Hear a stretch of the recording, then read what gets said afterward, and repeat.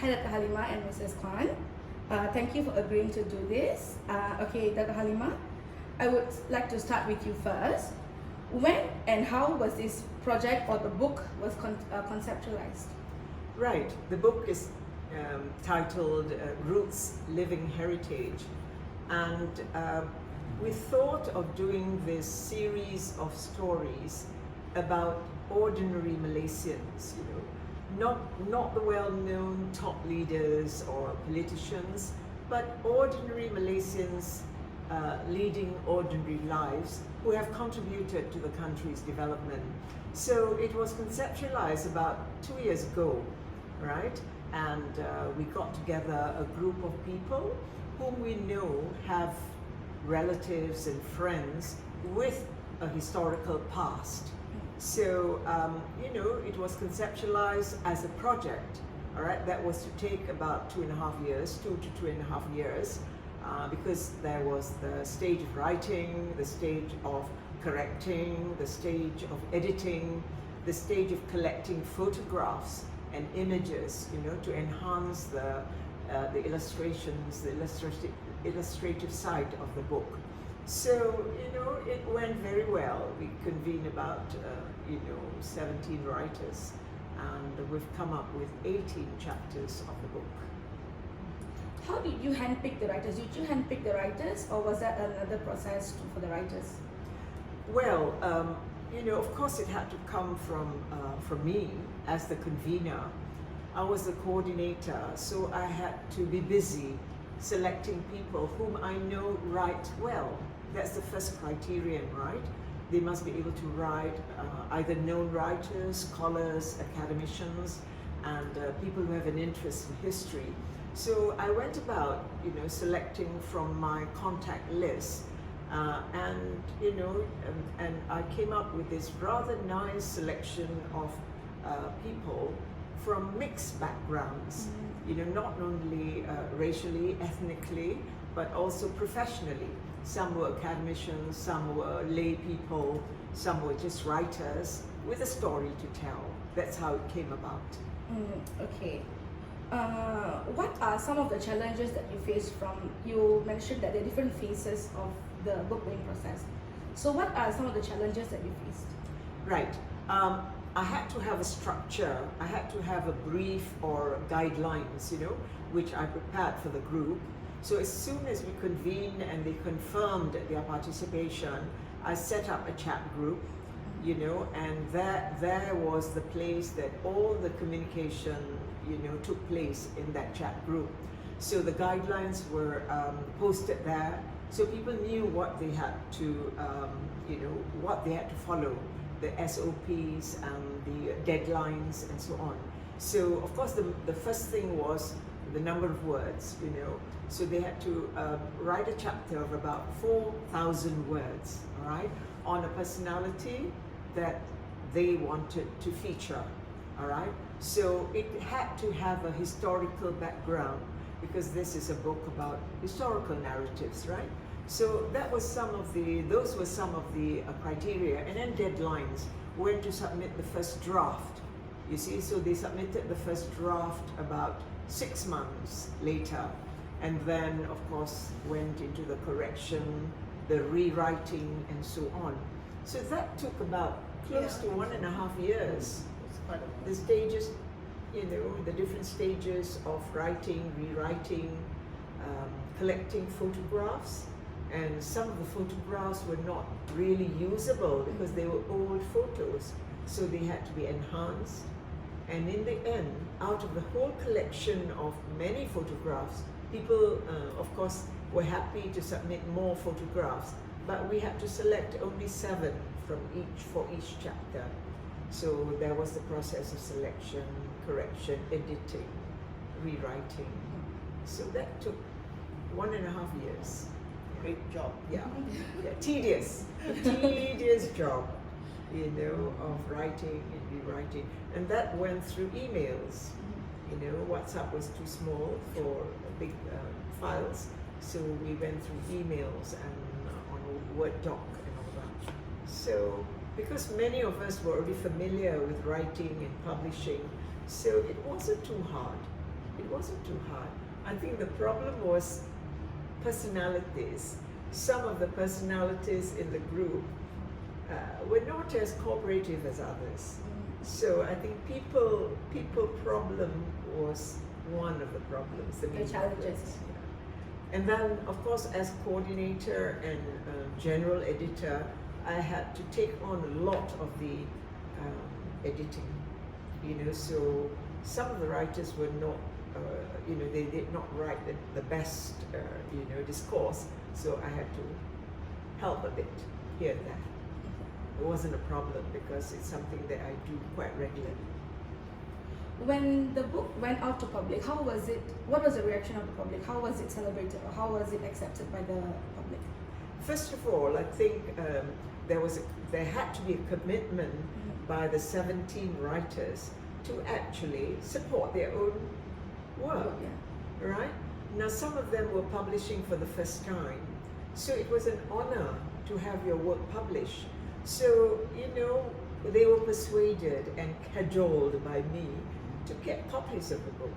And I think the response was very good. They from 25 copies, 50 copies, some bought 100 copies. Oh, okay. And we got it at a special discount, Monisha.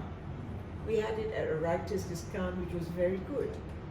Less than half the cost. So, and we were allowed to actually resell the book at a higher cost if we wanted to. So the retail price was 72 ringgit, all right? And I won't reveal the exact amount that the writers got it for, but we could sell it for anything below 72 ringgit. Okay. So that was good. We sold 1,000 copies in the first couple of months. So that was marvelous. I think it's the first time that University Malaya Press sold so many books in 2 months. So I think it's kudos to the writers. True. Yeah. Okay, Dato', I read about Miss Maria Menando as you wrote about it. So why did you choose her, despite the reasoning that you gave? But despite the writing, what caught up with you that you felt like, I need to talk about her? It was a personal decision because she's a member of my husband's family. She was married to my husband's brother, and I had already done a lot of research on her. So because I was doing so many other things, I thought I should choose a personality that I already have a lot of materials on. And she was the one. I have lots of photographs of her. I know her at close range. I know her background, and I did research on her, on her film career. So it was, I think, a good decision for me to choose somebody that I know very well. And she has contributed to the Malay film industry in a big way. She was married to the Sultan, Sultan Abu Bakar of Pahang. An actress who married the Sultan, like Grace Kelly married Prince Rainier of Monaco. So there was a similarity there. And most of all, I was charmed by her personality. She had this lovely, vivacious personality, and her character, very kindly person, very talented, kindly, well-spoken, Foong Kwan. Very pretty. Very beautiful, well-mannered. So tertib, as the Malays say, beradab and tertib. So that was the main thing. I wanted to portray her. I wanted to portray Kak Maria and let people know that this beautiful lady, outside and inside, is part of our Malaysian culture. Okay, thank you, Dato'. Mrs. Kwan, can I ask you a few questions? Okay, what was your reaction when Dato' Halimah first approached you to contribute to her book? Yes, the first one was, oh no, what is she asking me to do? Like the average person, I would say, I mean, it's a great honor to have an opportunity to see your name in print, but what is there to write about? I said, I don't think I can contribute in a substantial way. And she won't say no. Well, you know, my I friend. won't, because I've known Foong Kwan since our school days, and I know that she writes very well. And she was a major in history. She's a history major. Yes, so I had to sit down and think about what I could contribute. And it was such a strange thing because in 1995, I had read a newspaper article that shocked me completely because it was about my grandfather that I knew nothing about. And it said all these marvelous things that he had done for the town of Liow, and I was intrigued. And then I wanted to find out a little more about that story because I wasn't born when he had died, and my father never spoke about his father in this kind of way. But I found that I couldn't proceed because the way that you go about researching is you Google. And when I Googled my grandfather's name, nothing came out. And you Google the usual Milai, whatever, nothing came out. So, being the historian that I am, basically, I never threw that newspaper article away. It sat in a cupboard for 20 years. And one day when I was clearing the cupboard, I read it again, and I thought, I wonder if anything has changed in 20 years. And as luck would have it, I had dinner with a friend in Australia who has a hobby in genealogy. He is Australian, and he was very comfortable in researching Anglo-Saxon English orientated kind of stories. And he tried to help me, and he said, Kwan, as a Malaysian person of Chinese background, you are almost invisible on the net. Yes. If it was written in English, no problem. But because it was written in English, but if you were trying to research about this person in a language other than English, it's very hard to find because linguistically, you're handicapped. But I don't know what he did. He found some articles, further articles. They came from the Liow Foong Kwan Library in Singapore. And by putting the newspaper articles together, I could see that there was a story. And it was with that I started writing the story that my friend made me do. Yeah. So that's how it all began. Telling a story that is deep rooted in your family, right, Mrs. Kwan, what are the challenges that you think that you faced digging up the story that it's not widely told in your family? Yeah. How was it to bring it to the public? Well, first of all, there is a sense of humility. You think, we are not the big names of the country. We didn't contribute to Merdeka, or Malaysians' idea of history is very political. So if your family is not connected politically, you don't feel that your position is a very important or public one. And I think that is the first thing. But then, because I do have a background in history, we know that history is bigger than politics. And that the whole tapestry of history has many, many facets. And one of the most underused ones, at least in countries like Malaysia, is that we don't look at the social cultural aspect of people's lives as history. Mm-hmm. And you think it is belittled, and it should never be belittled. When you think about, I think there is an innate instinct in us to be curious, to wish to share, to wish to leave some kind of legacy. The Aborigines drew in caves. The bards who were illiterate sang in song to tell stories. And oral history is passed down like that. And I think, we have the wherewithal, but we just need to have an orientation to think in the way that we think of what history is all about. And one of the most powerful sources of history is actually through intimate descriptions of experiences. And I had the opportunity to interview my mother just before she died, and I'm thinking, she died at almost 100 years old. And for all of these years, I never thought to ask her the questions that were so critical in her life, which, there are so many facets that can come from telling the story. You can look at it from the point of view of women who lived through the war, as she did. She didn't even know how she got a husband. She didn't know that there was such a thing called a marriage.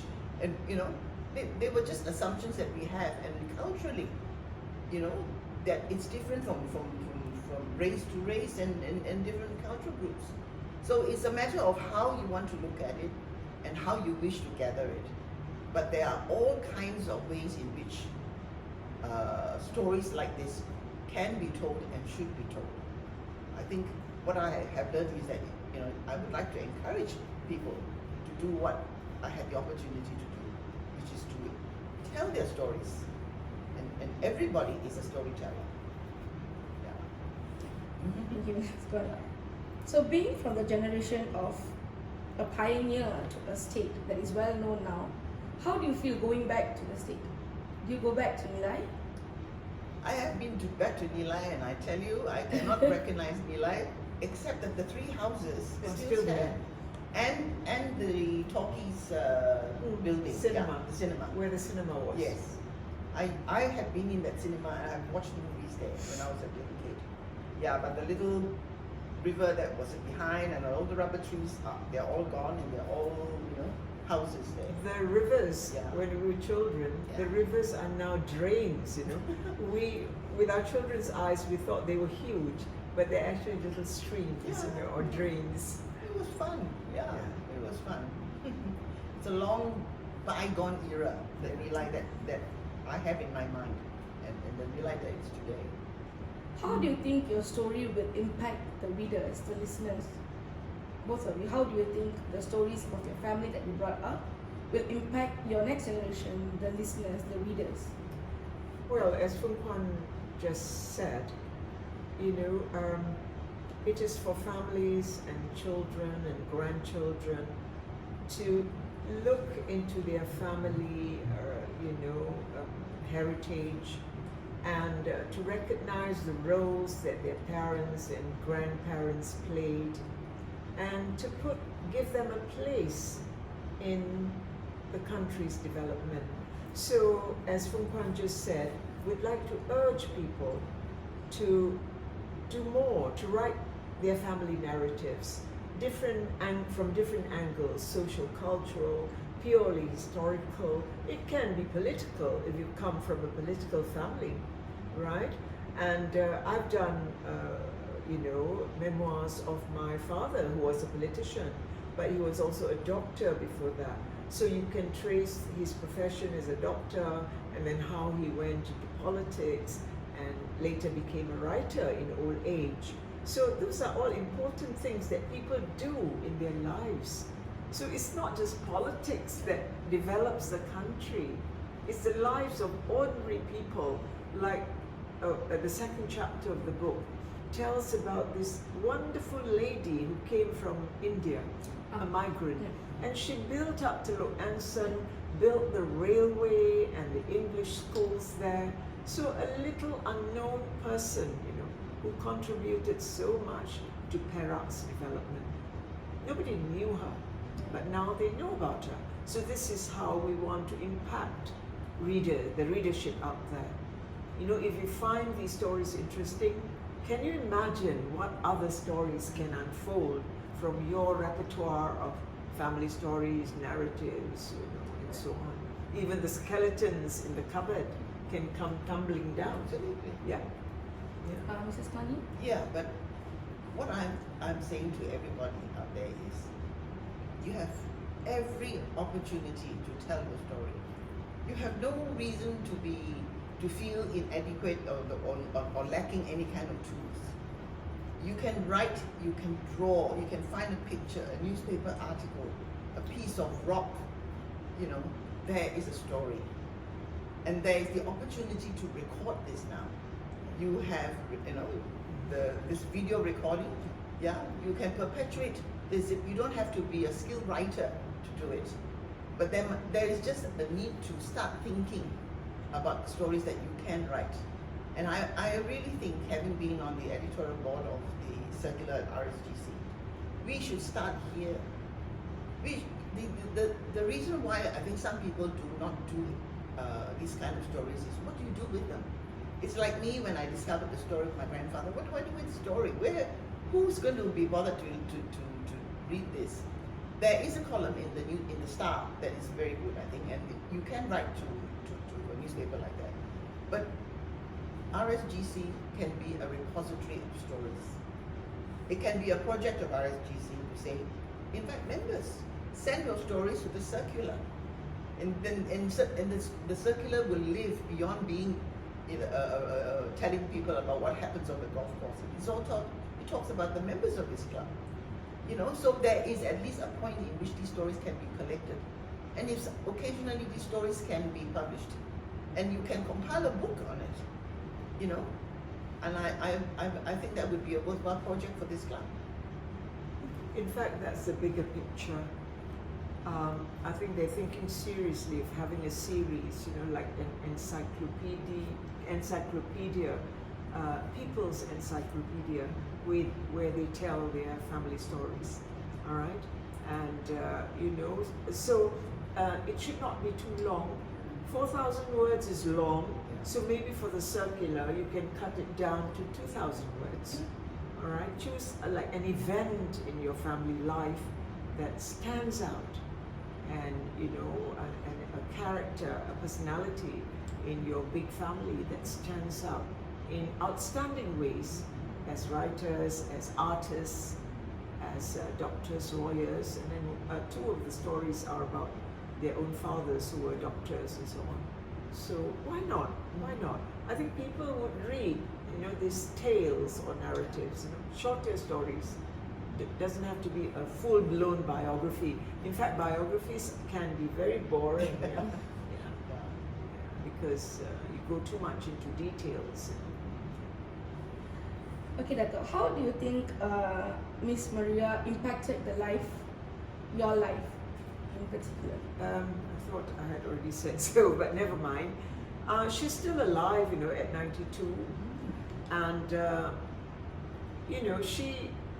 I have a very personal relationship with her. I call her Kak Maria, and in the family circle, she's known as either Kak Maria, Auntie Maria, or Tok Maria, by different generations. And she's always there smiling, but her greatest contribution in the family is her cooking. She's like one of the best cooks that I know, because I think when she was married to the Sultan Abu Bakar of Pahang, she went through a proper course, to please, in order to cook for the Sultan and the household. She went through a proper course, so her biryani is wonderful. It's like one of the the biryanis in the restaurants of London, all right, of that standard. And all her Indonesian dishes, her bubur Manado, which is a different kind of bubur from the local bubur Lombok, So and her desserts are wonderful, So it's that impact that she had on the family. Her cooking, she's remembered for her cooking. And just a little thing, she was married into the Pahang royalty, so she's very much still in the circle of the Agung's family. They call her Mak Su or Nek Su, because she was the youngest of the Sultan's wives, and she pleased the Sultan and his family so much, they adored her. So now, even at Istana Negara, she's still the center of the family, activities. They invite her for all their functions. So she has remained a relic and a legacy, not so much a relic, but a legacy, having impacted people at all levels. And in the film world, whenever her co-artists who are still alive, when you meet her, they're all over her, adoringly calling her Kak Maria, because She was one of the outstanding actresses, not only beautiful but outstanding, because she was the first to do a film with India, Shami Kapoor. And she danced the Indian Bollywood dance with Shami Kapoor and sang in Hindi. She had to learn how to dance the Bollywood style dancing. So she did all that. So isn't that outstanding? For a lady of that era, yeah.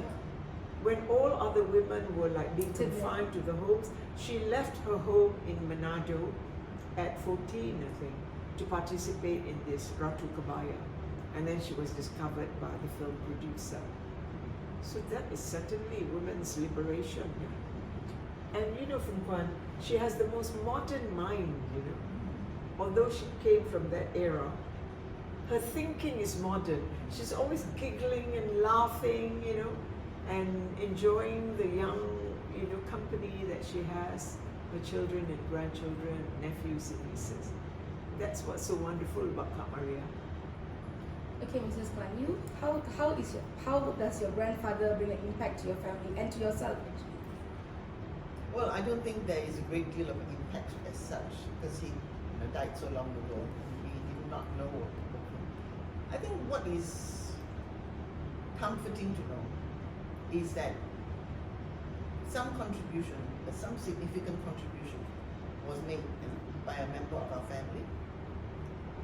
I felt that it was quite unusual that he was so atypical.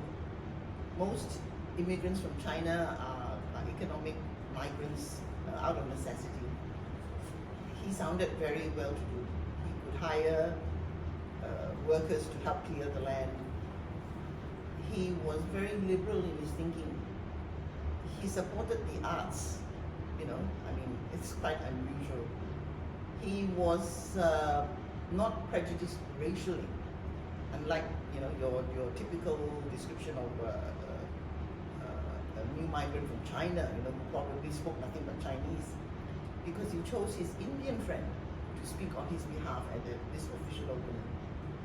And So, the British. And the British, yeah, and he could cultivate, you know, the attention of the British resident who was like the king at that time to his event. So did he also build the railway of that area? he could convince the administration to redirect the railway station. We built a police station.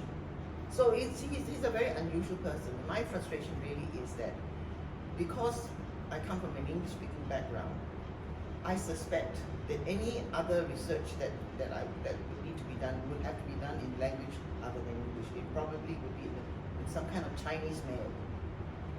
And I know it's out there because Professor Kukeki, who wrote that first article, must have got his information from some sources. So for me, it's the jigsaw puzzle has many pieces that would be quite interesting, and perhaps some academic might take up that challenge at some future date. Or just some translators, Yeah. you know, research students to go into the archives or the newspapers and then translate the Chinese pieces into English. But thank you for inviting us. It has been a very pleasant afternoon. Thank you. Anything else, Dr. and Mrs. Kwan, like to say?